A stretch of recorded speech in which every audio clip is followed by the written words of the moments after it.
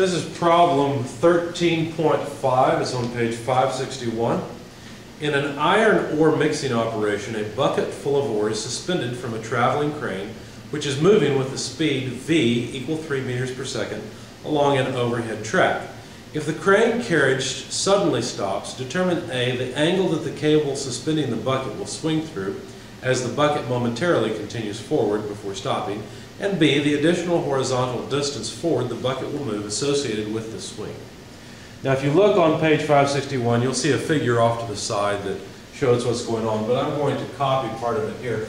Essentially what happens is that the whole system was moving and suddenly stopped. So we could draw it this way. If this is our given, we could draw it as simply a cable that's pivoting on the ceiling. Here's the mass M. It's going to swing through an angle theta.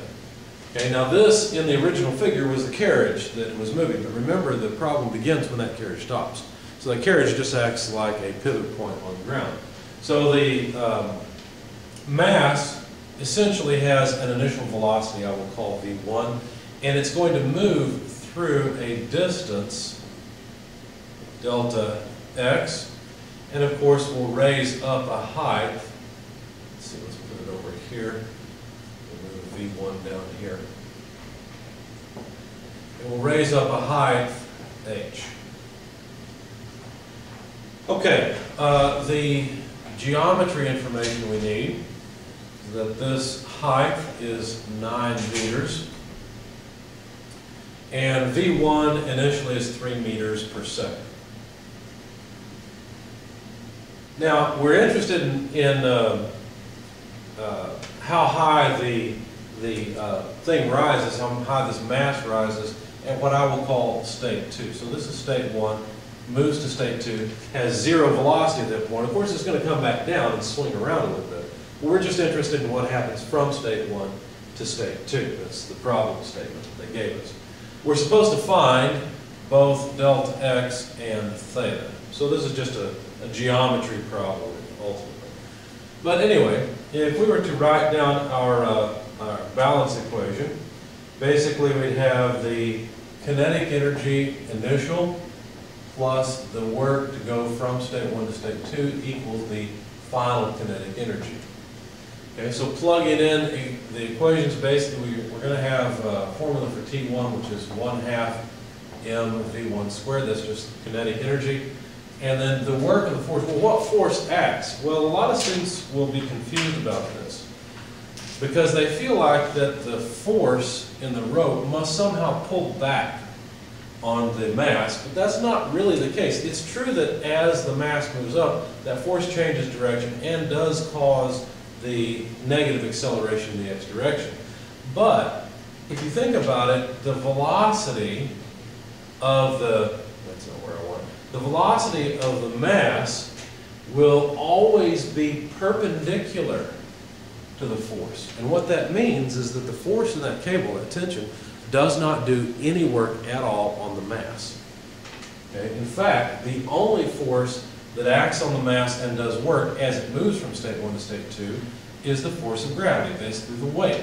Because notice that the weight has a component that it can be projected onto the velocity.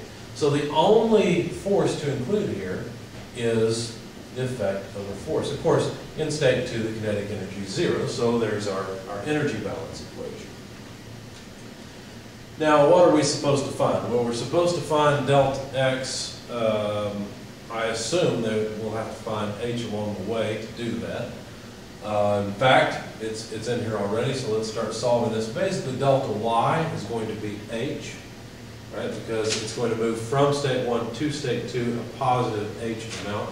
So what we'll have is 1/2 mv1 squared equals, let me put this term on the other side and write it as mg and then h instead of delta y, so that you can see that the m's go away. If you wonder what happened to the negative sign, I just pulled this term to the other side. Got rid of weight by substituting mg, got rid of delta y by substituting h. And so basically the height that this thing goes through is just, let's see, it'd be 1 over, actually it'd be v1 squared over 2g. we'll solve that equation. So since we know the initial velocity, we know the acceleration of gravity, coming up with this height is pretty simple. This is 3 meters per second. It needs to be squared divided by 2 times 9.81 meters per second squared. So there's our equation. This comes up to a height of about 0.4587 meters. And so really their question was, what is the height from the ceiling? So really this is the distance they wanted. And so to answer the question, basically we have to take 9 meters less the rise, so that would be 9 less 0.4587, and that comes out to about 8.5413 meters. So there's the answer. There's the height from the pivot. Okay, now they wanted us to find the delta x. Oh, that's why I did that. I'm sorry. I'm confusing myself here. They didn't ask for the height at all. They didn't ask for this. The reason I did this is so that I could calculate delta x. Because if you look at this, delta x is basically this distance, and then we need this side of the triangle. We know that this side is just 9 meters because that's just the cable length. And that's what allows us to calculate delta x. In fact, if you look at the geometry, you realize that delta x is just the square root of 9 squared, that's the hypotenuse, less 8.5413 squared. Of course, both of those are in meters. So basically all I'm doing is I'm using Pythagorean's theorem, because delta x squared plus this length squared would be equal to the hypotenuse squared, but I've just rearranged the equation. And so you come out with an angle, or excuse me, a length of about 2.84 meters. There's delta x. And if you want to know this angle, let's go back to red. If you want to know the angle theta, then it's pretty straightforward. All you have to do is use the lengths that you know. For example, if I were to use this side, which is a known length, right? That's the 8.5413, and this side, which is the hypotenuse, then the angle touches the vertical side. Therefore, there's a cosine relationship here. So basically, the angle theta is just the inverse cosine of, now let's see, it would be this side over this side, right? It would be adjacent over hypotenuse. And so that would be 8.5413 divided by 9. And so that angle is about 18.37 degrees. So there's the angle theta that they requested.